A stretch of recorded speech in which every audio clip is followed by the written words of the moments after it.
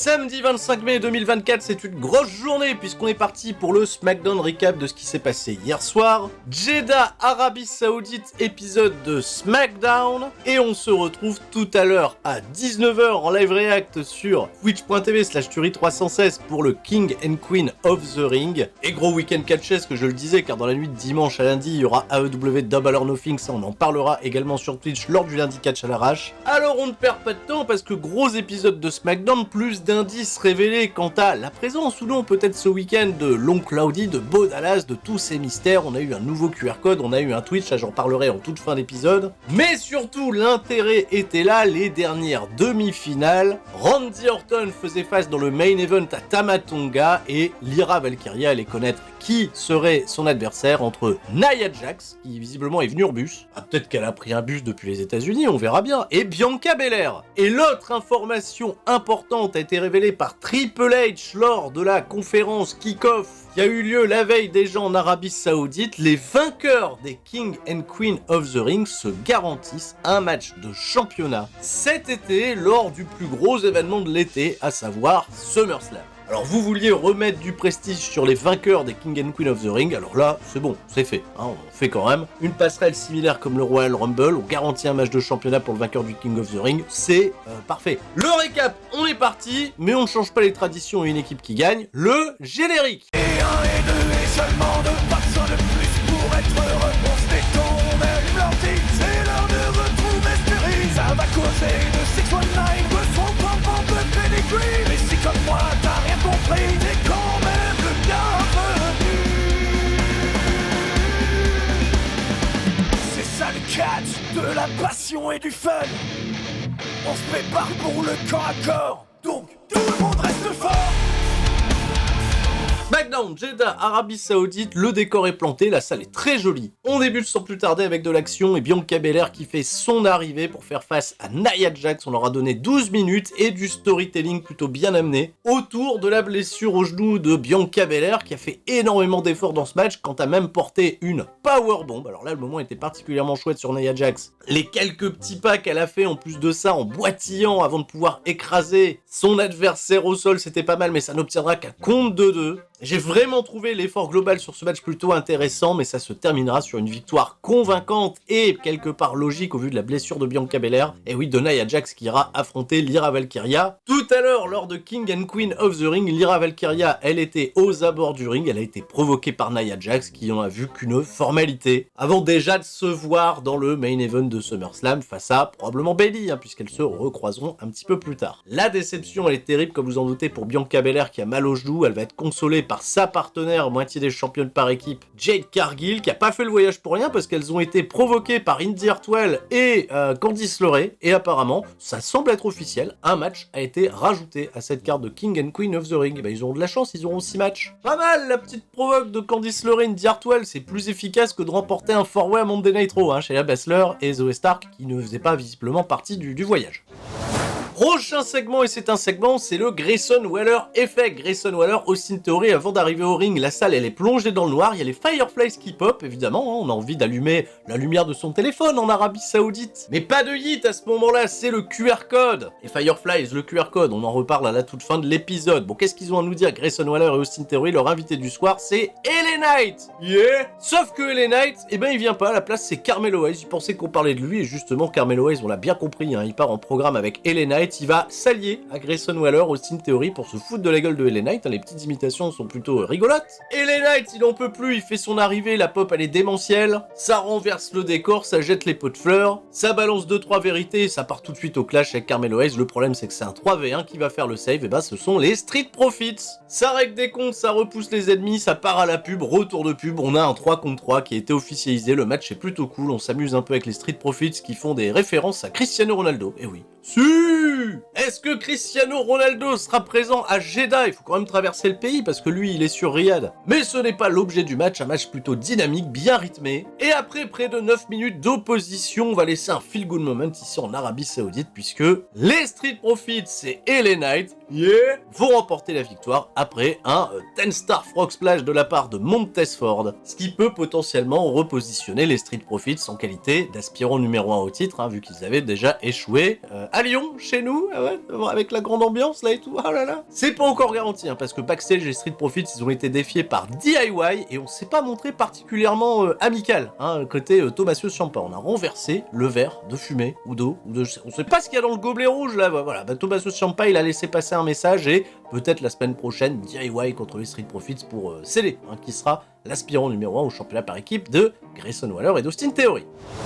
On remonte des images toujours du kick-off et d'une confrontation qu'on a eue entre Logan Paul et Cody Rhodes qui, je le rappelle, s'affronteront probablement dans le main event ce soir à King and Queen of the Ring pour le championnat WWE indisputé. Logan Paul, il veut prouver à Cody Rhodes qu'il est capable de le battre sans aucune gruge, sans rien du tout. Donc c'est pour ça il a pris son poids américain et il l'a laissé à Michael Cole. Il a dit voilà, on se reverra peut-être tout à l'heure à SmackDown, spoiler, on va les revoir. Pas de poids américain, je suis capable de te battre dans les règles. Ah bon, alors Cody Rhodes il se prépare, il aura son segment dans un instant, il va croiser Randy Orton. On va juste se serrer la main, se montrer du respect, se souhaiter bonne chance pour les échéances à venir, mais on y voit là peut-être un subtil tease de ce qui pourrait se passer dans le main event de SummerSlam. C'est une affiche qui plairait ça. Il faut que Randy Orton se qualifie ce soir en demi-finale et batte l'autre qualifié déjà, monsieur le ring général Gunther. C'est pas gagné. Cody Rhodes, il arrive au ring évidemment, grosse acclamation de la part du public saoudien pour le héros américain. Il a absolument rien le temps de dire, Cody Rhodes. Il est tout de suite interrompu par Logan Paul qui va évidemment mettre la lumière sur lui. On a Logan Paul d'un côté qui dit que Cody Rhodes est une grosse victime, Cody Rhodes qui de son côté dit que Logan Paul a peur d'être révélé comme une fraude. Ceci dit, Cody Rhodes, il va pas totalement décrédibiliser Logan Paul, il lui dit ok, j'ai vu de quoi t'étais capable, athlétiquement t'es très très fort, mais peut-être en effet que tu te caches derrière cette arrogance parce qu'il y a peut-être un syndrome de l'imposteur. Tiens d'ailleurs, la veille t'as donné ton poids américain à Michael Cole, on en a parlé tout à l'heure, mais si ça se trouve là t'es venu avec un poids américain. Logan Paul lui dit non, j'ai plus de poids américain, je l'ai donné à Michael Cole,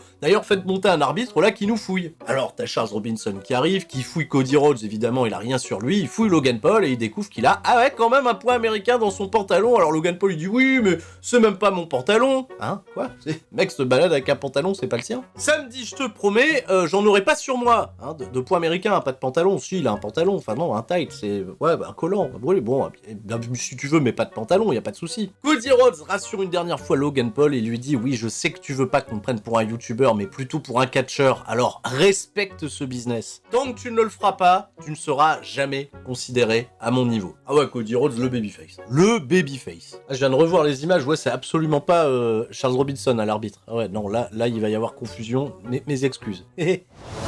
Randy Orton brièvement au micro de Byron Saxton, il met en garde Tama Tonga, les trois lettres les plus dangereuses, tout ça. Bon, Randy Orton, on compte sur toi, parce qu'une finale Gunther-Tama Tonga, bon, c'est peut-être pas trop dans nos envies, c'est peut-être pas trop dans nos plans. Bayley, elle est sur place également, parce que dans un instant, elle va donner une opportunité à Chelsea Green de l'affronter sur le ring. Avant ça, elle croise Nia Jax, et Nia Jax, elle se voit déjà face à elle, à SummerSlam. Ça tisse déjà très très fort. On peut laisser une chance à Lyra Valkyria, s'il vous plaît. Non, elle est pas là, Becky Lynch, elle est pas là. Bayley contre Chelsea Green, c'était pas tant que ça une formalité, ça a duré près de 5 minutes. Chelsea Green, elle a posé des problèmes à Bayley, surtout grâce aux interventions de Piper Niven qui lui assurait ses arrières. On est parti à la pub et au retour de pub, Bayley, elle a tout de suite passé la seconde et elle a remporté le match instantanément. C'était même un peu brutal, le retour de pub, Bayley qui gagne tout de suite, je me suis dit ok, là on a rien laissé à Chelsea Green. Il y a eu un aftermatch et l'aftermatch, il a vu Piper Niven mettre une bonne rouste à Bayley et on se doute qu'il y aura probablement du Bayley Piper Niven dans les semaines à venir. Et on a pris la direction du bureau de Nick Aldis, où là, le general manager de SmackDown est confronté par AJ Styles, qui nous dit « J'ai fait la route ici jusque Jeddah, alors que j'ai pas de programme, j'ai rien à faire, le bilan de carbone de l'opération, c'est juste pour réclamer une nouvelle opportunité d'affronter Cody Rhodes, parce que vous avez bien vu ce qui s'est passé à Lyon, il le dit lui-même, AJ Styles, c'était phénoménal, j'étais à ça de le battre, et pour Randy Orton dans le King of the Ring, j'étais également à ça, donc donne-moi une autre opportunité, que ça soit Cody Rhodes, que ça soit Logan Paul, je veux une nouvelle chance au titre. Nick Aldis, il se fait bien entendre, ouais, t'es un super catcheur, AJ Styles, pas de soucis, qui doute que AJ Styles c'est pas un super catcheur. Mais il va falloir refaire tes preuves, garçon, les opportunités, ça se mérite, voilà, t'as tout ça pour ça. Et on se prépare pour le main event, la dernière demi-finale avant le King of the Ring. Randy Orton contre Tama Tonga, on est backstage côté Bloodline avec un Paul Heyman qui s'inquiète énormément. Il va voir Solo Sikoa et lui dit « Frère, je t'avoue, je suis pas trop serein du plan, on est en contrôle de plus rien du tout, là t'es en train de recruter des gens dans la Bloodline, on peut même pas leur faire passer la frontière fait référence à Tongaloa, hein, parce qu'ils ont des bagages comas, ils sont jugés trop dangereux. Ah ouais, Tongaloa, il est dangereux, je vous rappelle. Vous avez vu ce qu'il a fait à Kazuchika Okada chez New Japan? Oui, ça on peut utiliser le terme, c'est criminel. Solo Sikoa, il lui dit oui, mais bon, tant que Roman Reigns il est pas là, je suis en charge, je sais ce que je fais. Là, il y a Tama Tonga qui arrive derrière, il fait peur à Paul Heyman. On sait ce qu'on fait, on suit le plan, par ordre du chef tribal. Mais on sait toujours pas c'est qui ce fameux chef tribal. Ah!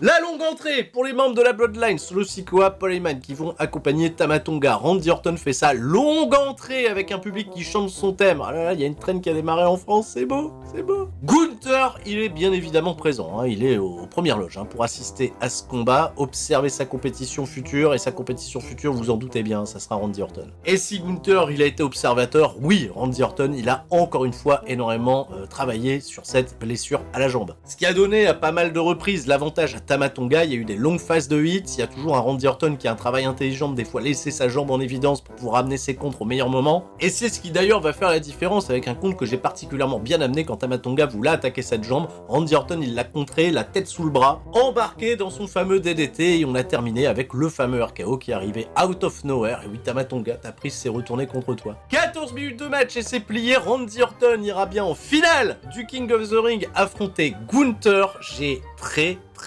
hâte. Et après le match, Gunther devait se réjouir de voir un Solo Sikoa attaquer Randy Orton, une situation de 2v1, et le save, la cavalerie arrive, Kevin Owens, qu'on n'avait pas revu depuis Backlash en France. Kevin Owens est arrivé pour faire le save, et peut-être que les histoires de Bloodline de RKO ne sont peut-être pas terminées. Il faudra peut-être s'attendre à voir ces gens-là dans les parages. Est-ce que la Bloodline va venir faire chier Randy Orton pendant ce main event contre Gunther? Les scénarios sont plutôt intéressants et intrigants, je le redis encore, on se voit tout à l'heure pour en parler. Live React de King and Queen of the Ring sur twitch.tv/Theory316.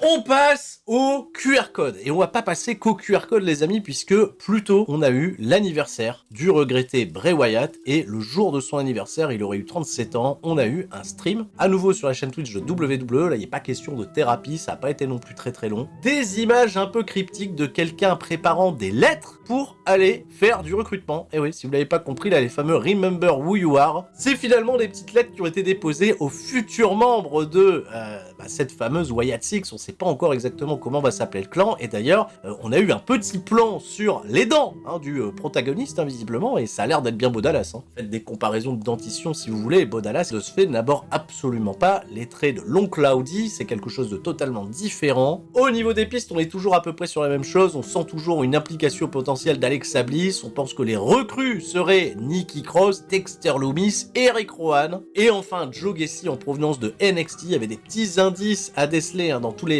messages qui ont été adressés à ces 4 personnes. En revanche, date et lieu, quand est-ce que ça va tomber ce soir à King and Queen of the Ring, et ben on n'en est plus si sûr, parce que on a eu également un joli plan sur une disquette. Et ouais, on se passe encore des messages avec des disquettes, qu'est-ce que vous voulez, la modernité, Bo Dallas il a pas l'air de connaître. Ah, ça manipule Sony Vegas, Adobe Premiere, Adobe After Effects sans problème pour faire des glitches et faire des incrustes, mais on reste sur de la disquette. Bon, on se doute que le 6 c'est le mois de juin, donc le mois de juin c'est pas maintenant, c'est le mois prochain. Alors quand? Quoi qu'il en soit, il semble y avoir une date qui nous est pas encore totalement révélée, je vous donne rendez-vous là-bas, on se retrouve le QR code. Alors là, le QR code, quel bordel. Oh, j'aurais pas le temps de tout passer en revue, mais on est arrivé sur un site avec une arborescence totalement incroyable. On a des récits, des écrits, qui apparemment ont été faits de manière chronologique de 2008 à 2024. Alors je sais pas si c'est un livre d'or pour les futurs membres de cette Wyatt Six, j'en sais rien. C'est très cryptique, on a également pas mal d'indices, des images qui nous rapportent à des écrits qui ont été faits, pas forcément, parce qu'on connaît pas l'écriture de Bo Dallas, si c'est lui qui était en thérapie avec cette fameuse thérapeute qui a disparu malheureusement, le cours de psychiatrie. Alors,